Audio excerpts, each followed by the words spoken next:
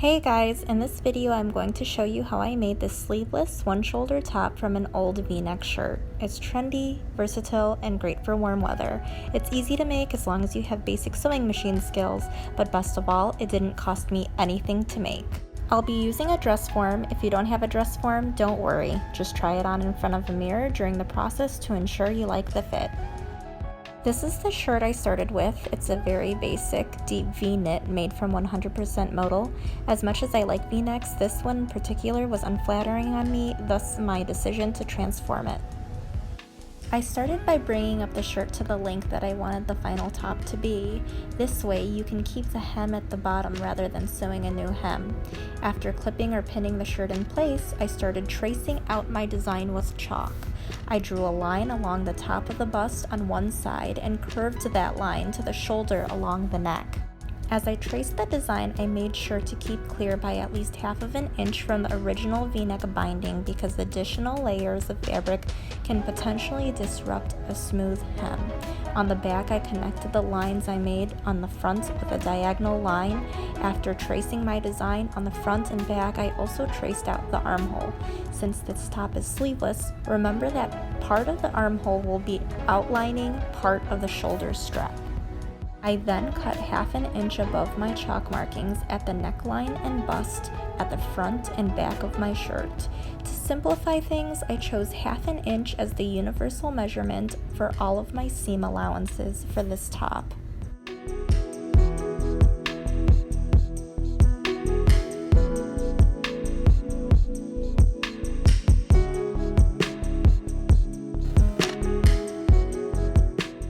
After cutting the neckline, I cut out the armhole. Again, I've left room for seam allowance.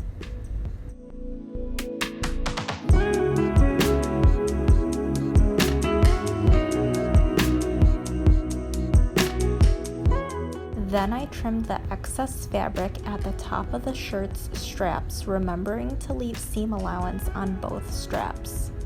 Then I clipped the straps back in place.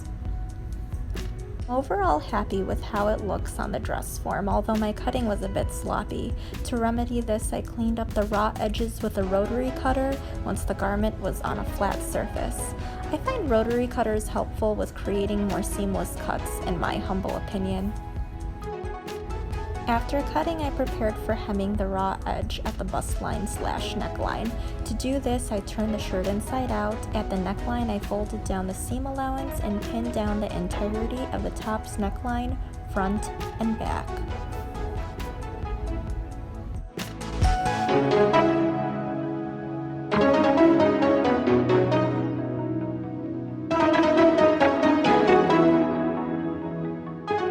Next, I used a straight stitch to sew what I had pinned down.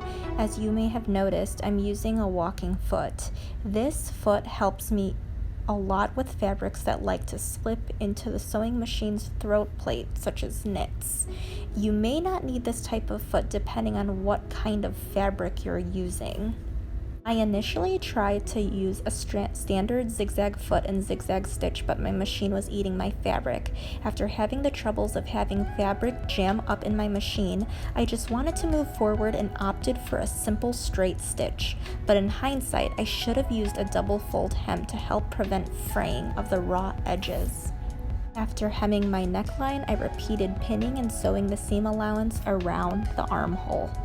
Then I took the strap pieces with the shirt still inside out, pinned the seam in place, and sewed it in place using a straight stitch.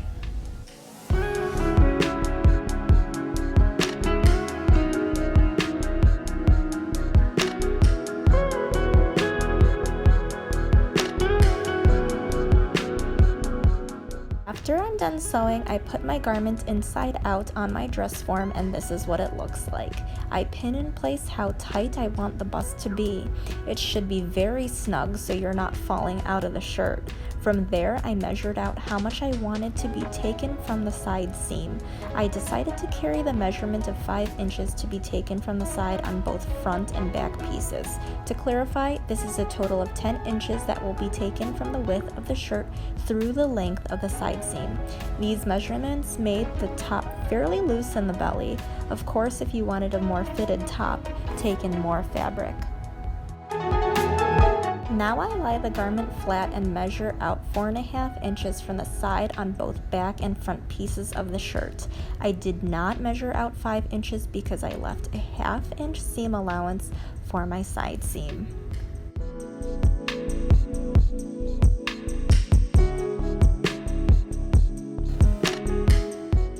Next, I lined the newly cut pieces together and pinned them in place.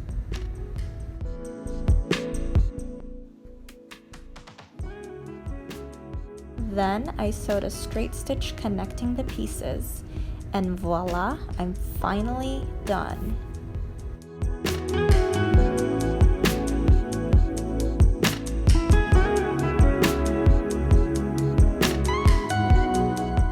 This is the end product. I'm very happy with the result. I can actually wear it now that it's a garment that fits. Thank you so much for watching. If you have any questions, I'm happy to answer them in the comments. Stay tuned for my next DIY sewing tutorial next week.